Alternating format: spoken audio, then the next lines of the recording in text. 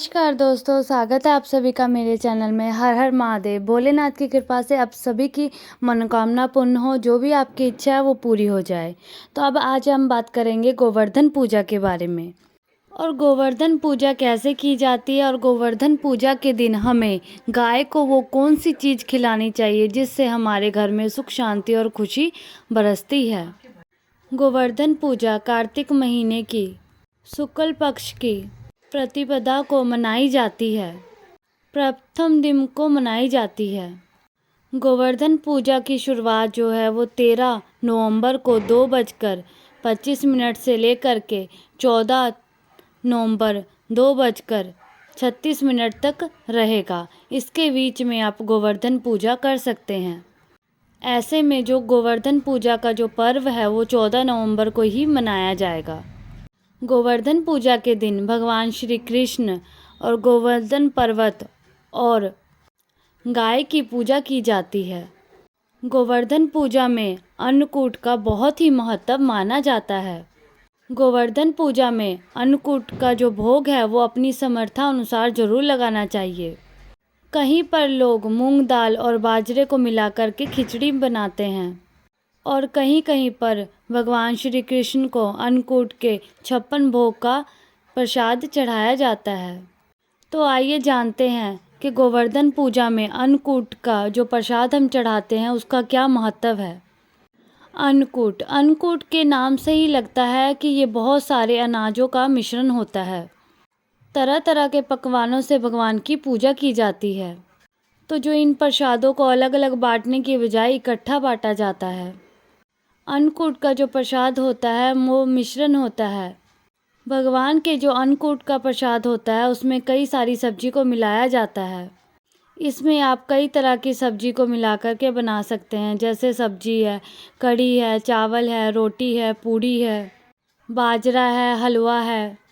जो भी आपके समर्थ अनुसार जो भी प्रसाद बने वो आप बना सकते हैं और उसके बाद भगवान को भोग लगा सकते हैं। तो आइए अब जानते हैं अन्नकूट की कथा के बारे में। कथाओं में इस प्रसाद के बारे में बताया गया है कि जब भगवान श्री कृष्ण ने देवराज इंद्र के घमंड को चूर करते हुए गोवर्धन पर्वत की पूजा की थी, तब इंद्र देवता ने अपने गुस्से में आकर के बहुत भारी वर्षा की थी। तब भगवान श्री कृष्ण सभी वासियों को लेकर के गोवर्धन के नीचे पर्वत पर आ गए थे और इसी पर्वत के नीचे लगातार उन्होंने 7 दिन बिताए थे। वहाँ के जितने लोग भी थे उन्होंने अपने साथ जो सब्जी होती है वो सब लेकर के आए थे और उन्हीं सब चीज़ों को मिला करके सब ने स्वाद अनुसार खाया था।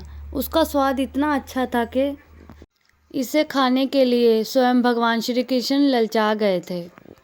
बाद में वो अन्नकूट प्रसाद के रूप में पहले गोवर्धन पर्वत को पूजने के बाद खाया जाने लगा प्रसाद के रूप में।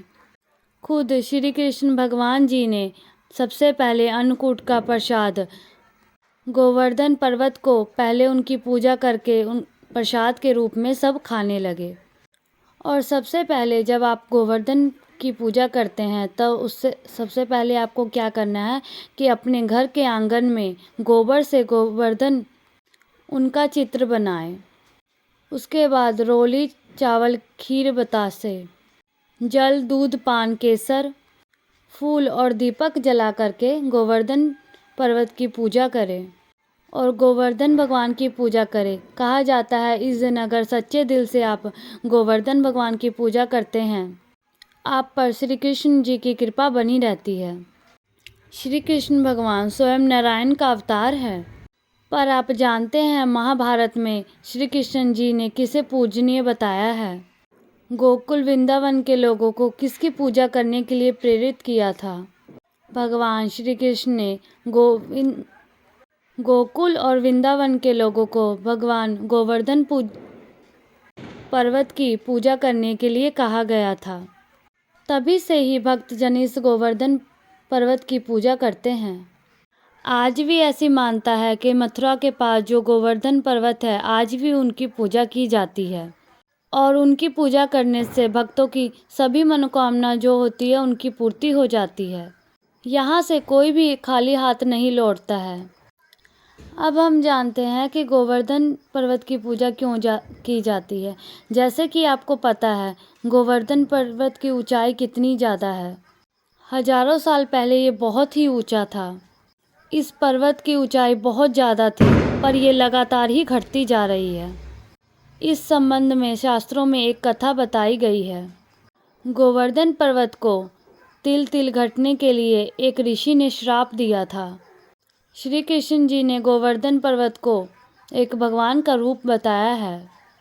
उसी की पूजा करने के लिए सभी को प्रेरित किया था।